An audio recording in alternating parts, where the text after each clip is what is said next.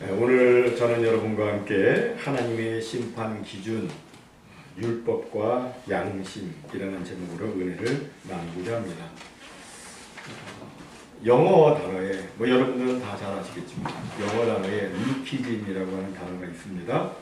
이것은 이제 룩이라는 본다라고 하는 단어에다가 특정한 사상이나 주의, 신념을 의미하는 명사, 전미사, 이즘을 붙여가지고 만들어진 단어인데, 그 뜻은 뭐냐면 이제 외모를 보고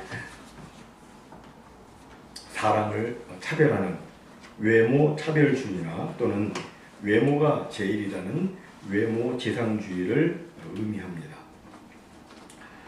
예전에 성 안셀름 대학에서는 외모가 사람에게 어떤 영향을 미치는지 알아보기 위해서 모의 재판 실험을 했다고 합니다. 어떤 가게에 절도 사건이 일어났고 두 여성이 피의자로 기소되었는데 총 72명의 배심원 중 36명의 배심원 앞에는 뛰어난 외모의 여성이 피의자로 섰고 다른 36명의 배심원 앞에는 평범한 외모의 여성이 피의자로 섰습니다. 이때 평범한 여성 피고인을 유죄라고 판결한 배심원은 한 조 12명당 평균 6.5명이었습니다. 하지만 뛰어난 외모의 피고인을 유죄라고 판결한 배심원은 평균 4.3명에 그쳤다고 합니다. 또 외모가 뛰어난 사람은 구직에도 유리하다고 합니다. 네덜란드의 심리학자인 룩셈과 바이버는 직원 선발 과정에서 보기 좋은 얼굴이 얼마나 선호되는지 알아보는 실험을 했다고 합니다. 실험 결과 여성 면접관은 잘생긴 남성을, 남성 면접관은 잘생긴 여성을 더 많이 선발했다고 합니다. 무엇을 말해주고 있습니까? 사람은 외모를 본다는 거예요. 그런데 오늘 본문을 보니까 하나님은 사람을 외모로 취하지 아니하신다고 말씀합니다. 저는 이미 지난 2시간에 걸쳐서 하나님이 무엇을 가지고 심판하시는지 두 가지로 살펴보았습니다. 하나는 진리대로, 그러니까 하나님은 겉모습을 가지고 심판하는 것이 아니라 사람 마음 중심에 들어있는 것을 가지고 심판하신다는 말씀이었습니다. 그리고 다른 하나는 하나님께서는 각 사람이 행한 대로 심판하신다는 말씀이었습니다. 이렇게 진리대로 그리고 행한 대로 심판하시기 때문에 하나님의 심판은 언제나 공의롭고 언제나 공정합니다. 그럼 여기서 이런 질문이 생길 수가 있습니다. 하나님은 유대인이건 헬라인이건 차별 없이 모든 사람에게 각 사람이 행한 대로 진리대로 심판하시는데 그럼 도대체 무엇을 근거로 해서 하나님은 심판을 하시는가? 오늘 성경에 보니까 먼저 하나님은 율법을 가진 자에게는 율법을 근거로 해서 심판을 하십니다. 오늘 본문 12절에 보니까 무릇 율법 없이 범죄한 자는 또한 율법 없이 망하고 무릇 율법이 있고 범죄한 자는 율법으로 말미암아 심판을 받으리라. 하나님 앞에서는 율법을 듣는 자가 의인이 아니요 오직 율법을 행하는 자라야 의롭다 하심을 얻으리니 라고 말씀하죠. 여기 율법이 있는 사람은 바로 유대인을 지칭합니다. 우리가 아는 것처럼 유대인들은 그들 나름대로의 특별한 자부심이 있죠. 그 자부심 중에 하나는 뭐냐면 그들이 하나님의 율법을 가지고 있다는 것입니다. 그래서 유대인들은 이렇게 말을 합니다. 우리는 하나님의 율법을 맡은 사람들이다. 우리는 모세를 통해 전달된 하나님의 그 거룩한 토라를 가지고 있다. 이 세상 그 어느 민족도 가지지 못한 하나님의 율법을 우리는 가지고 있는 것이다. 또한 우리는 하나님의 율법을 매 안식일마다 듣고 있다. 이는 우리가 얼마나 특별한 존재인가를 보여주고 있다. 이런 존재이기 때문에 우리는 하나님의 심판을 받지 않는다. 그러나 이에 대해서 사도 바울은 이렇게 말을 합니다. 그렇지 않다. 당신에게 있어서 정말 중요한 문제는 당신이 율법을 가지고 있느냐가 아니고 또 당신이 율법을 듣고 있느냐가 아니고 당신이 가지고 있는 율법대로 당신이 듣고 있는 그 율법대로 당신이 살고 있느냐 하는 것이다. 당신이 율법을 가지고 있다고 해서 당신이 율법을 많이 듣고 있다고 해서 하나님이 당신을 눈 감아주는 것은 아니다. 율법을 행해야 하나님의 의롭다 하심을 받는 것이다. 이것을 쉽게 우리에게 좀 적용을 해보자면 이런 식의 이야기가 될 것입니다. 요즘 교인들은 거의 다 성경을 가지고 있습니다. 집에 가보면 성경이 몇 권씩 있어요. 또 요즘 교인들은 설교를 많이 듣습니다. 주일날에도 듣고 또 유명하다고 하는 목사님의 설교를 유튜브를 통해서 많이 듣습니다. 그러나 자기에게 성경이 있다는 이유 때문에 또 자기가 설교를 많이 듣고 있기 때문에 자기가 성경처럼 산다고 생각할 수는 없습니다. 그런데 유대인들은 자기들이 율법을 가지고 있으니까 자기들은 율법을 듣고 있으니까 자기들은 율법대로 살고 있다고 착각을 한 겁니다. 여러분 하나님께서 우리를 판단하실 때 우리가 성경책을 얼마나 많이 갖고 있느냐 그것을 근거로 판단하시지 않습니다. 우리가 한평생 설교를 얼마나 많이 들었느냐 하는 것으로 판단하시지 않습니다. 무엇을 가지고 판단하십니까? 과연 성경 말씀대로 살았느냐 하는 것으로 판단하십니다. 말씀대로 살았느냐, 다시 말해서 우리가 하나님의 말씀에 어떻게 응답해서 살았느냐 하는 것을 근거로 하나님은 우리를 판단하시는 겁니다. 율법이 있는 사람에게는 그 율법을 기준으로, 하나님의 말씀을 들은 사람은 그 들은 말씀을 기준으로 심판을 하십니다.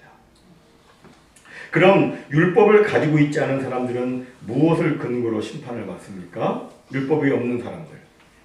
가끔 보면 이런 질문을 하시는 분들이 있습니다. 목사님, 옛날에 예수님의 복음을 듣지 못한 사람들, 예를 들어서 세종대왕이라든지 율곡이라든지 이순신 장군 같은 분들은 어떻게 심판을 받습니까? 복음을 전혀 듣지도 못했는데. 이에 대해서 오늘 본문 14절과 15절은 이렇게 말씀합니다. 율법 없는 이방인이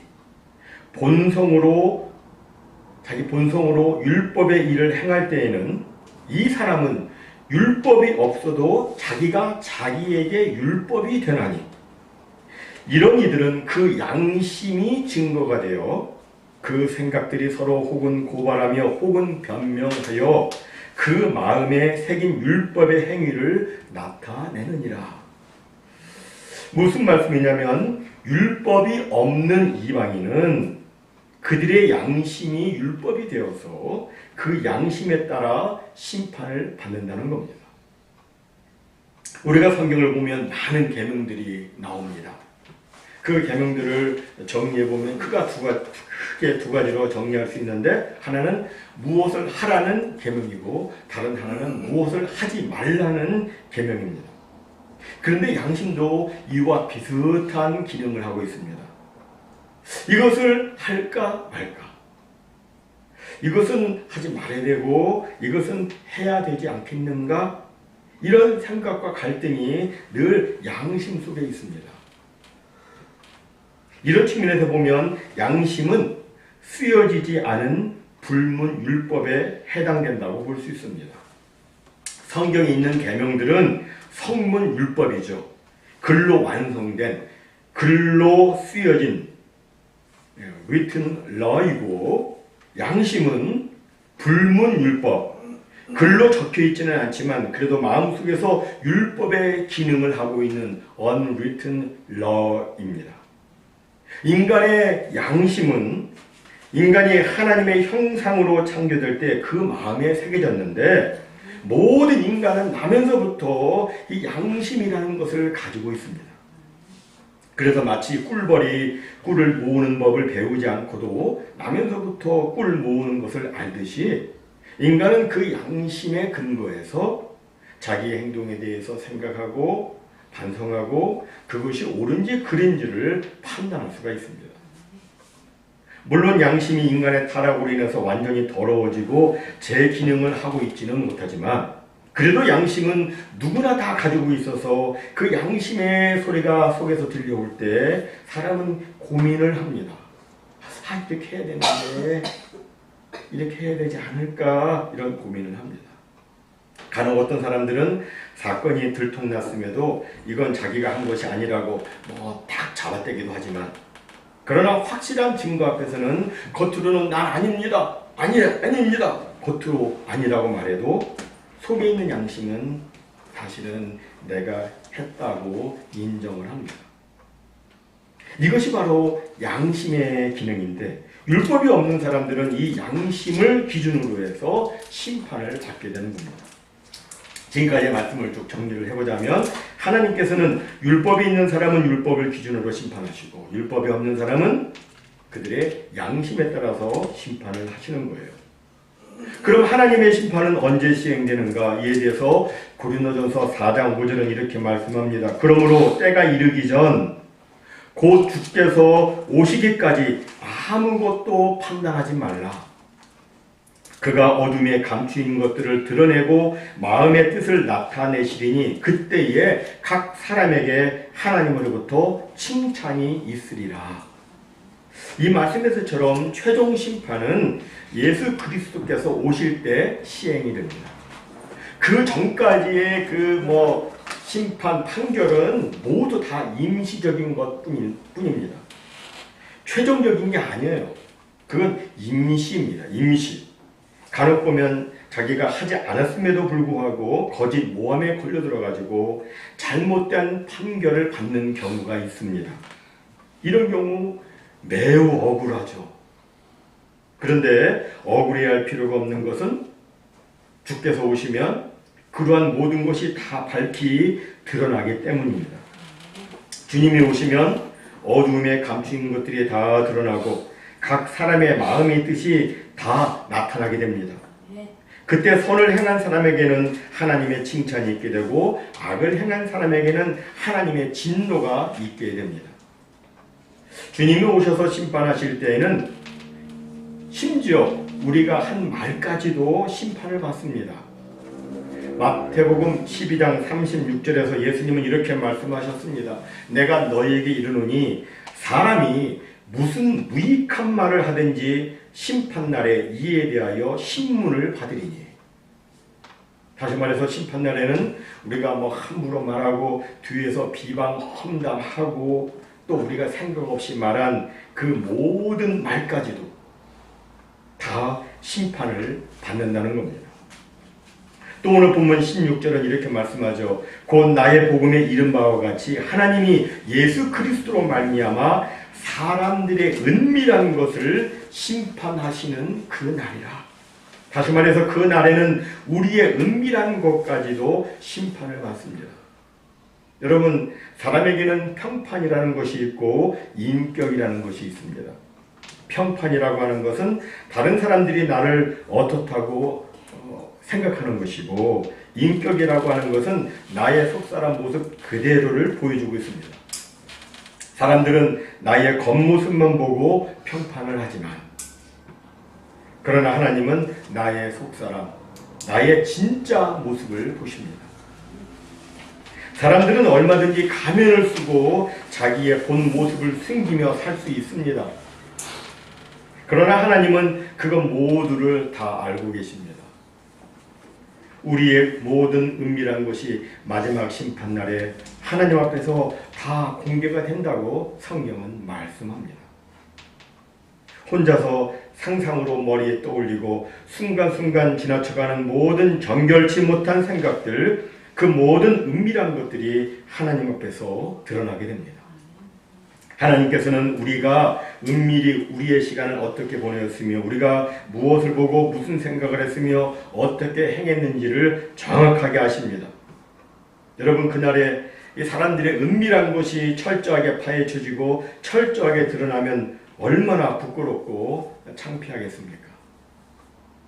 우리가 이 세상에서 이것만큼은 다른 사람은 모를 거야 하면서 생각했던 은밀한 일들이 다 드러나게 되면 얼마나 수치스럽고 두렵겠습니까? 그런데 그러한 일들이 그날에 있을 것이라고 성경은 말씀합니다. 그렇다면 우리가 그날에 부끄러움 없이 두려움 없이 주님 앞에 서려면 우리는 어떻게 살아야 할까요? 첫 번째로 우리는 복음에 합당한 생활을 해야 합니다. 우리가 아는 것처럼 옛날 유대인들은 그들 나름대로 율법을 지키면서 살려고 애를 썼습니다. 그러나 그들은 율법을 신령과 진정으로 지키려고 하지 않았습니다. 진실된 믿음으로 그것을 지키려고 하지 않았습니다. 그들은 남의 눈에 보이기 위해서, 남의 눈에 잘 보이기 위해서 형식과 외식으로만 율법을 지켰습니다. 내용은 없고 껍데기만 있었던 겁니다. 그래서 그들은 그토록 율법대로 살려고 노력했음에도 불구하고 진실과 믿음이 없었기 때문에 이런 평가를 받죠. 듣기만 하고 행하지는 않았다. 그런데 우리도 하나님의 말씀을 지키는 데 있어서 형식과 외식으로 지킨다면 옛날 서기관이나 바리새인과 다를 바가 없는 겁니다. 여러분, 우리는 외식적이 되어서는 안 됩니다. 말씀대로 자기가 살다 보니까 남의 눈에 보이는 것은 어쩔 수 없지만 남의 눈에 잘 보이게 하려고 외식적으로 말씀을 지키는 것은 안 됩니다. 우리는 그저 우리의 온 마음과 정성과 온 힘과 온 뜻을 다해서 우리 하나님을 사랑해야 되고 하나님을 사랑하기 때문에 하나님께서 주신 말씀에 순종해야 하는 것입니다.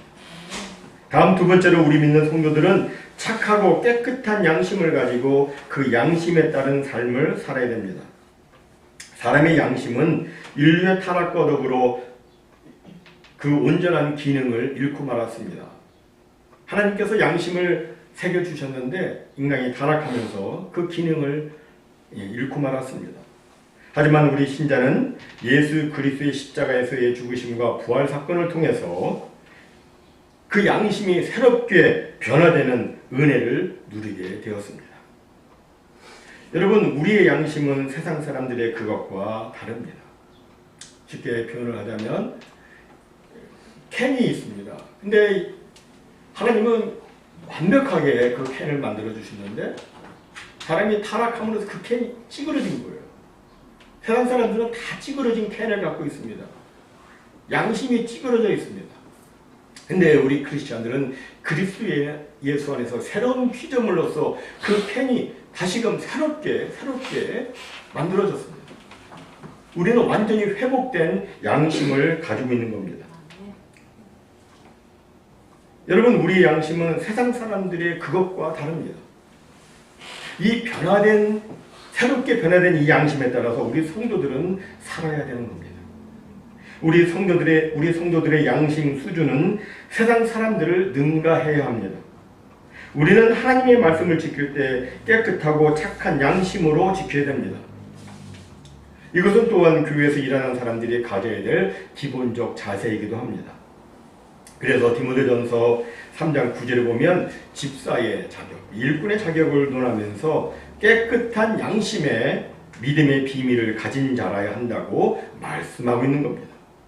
진정 우리는 주님의 일감이 아닌 주님의 일꾼으로 부름을 받았기 때문에 우리들은 예수 그리스도로 말미암아 그 새롭게 변화된 양심을 가지고 그 양심에 따라 의롭고 깨끗한 삶을 우리가 살아야 합니다.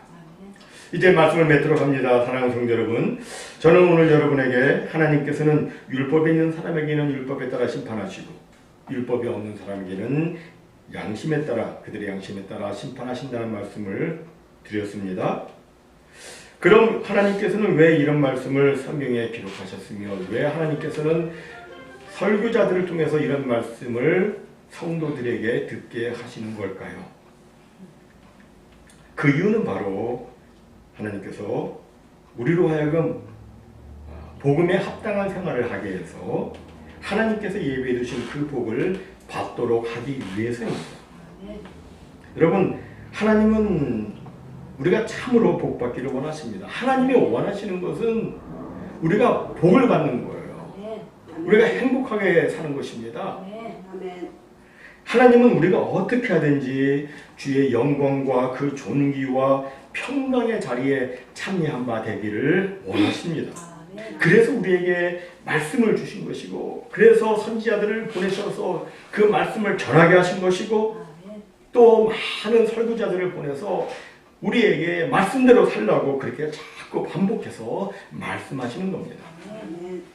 사랑하는 성도 여러분, 우리는 하나님 앞에서 아주 진중하게 생각해야 됩니다.